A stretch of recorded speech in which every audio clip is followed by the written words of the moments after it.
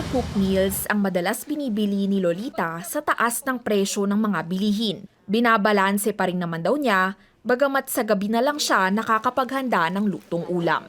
Para makatipid, syempre, number one yun.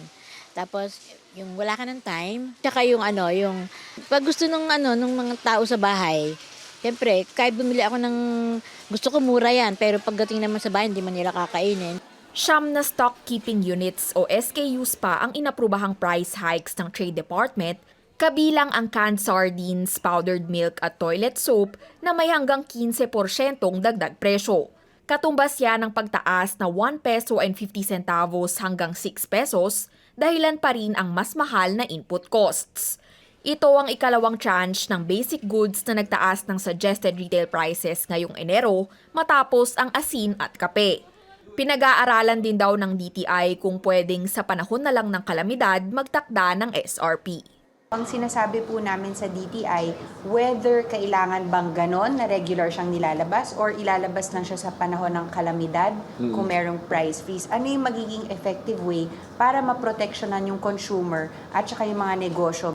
Pabor daw sa isang supermarket group kung hindi na magiging regular ang SRP adjustments.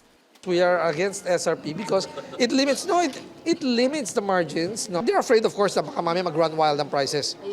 Competition keeps us in check.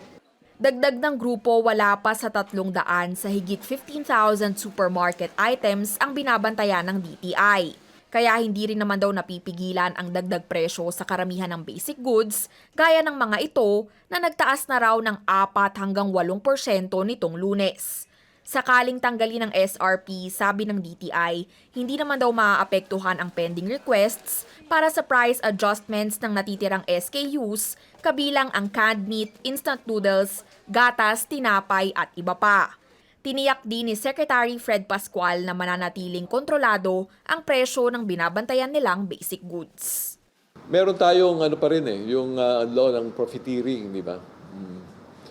Kung pag walang SRP, monitor pa rin naman yung prices. And pag merong undue, taas ng presyo na walang dahilan, then we have other powers to protect the consumers.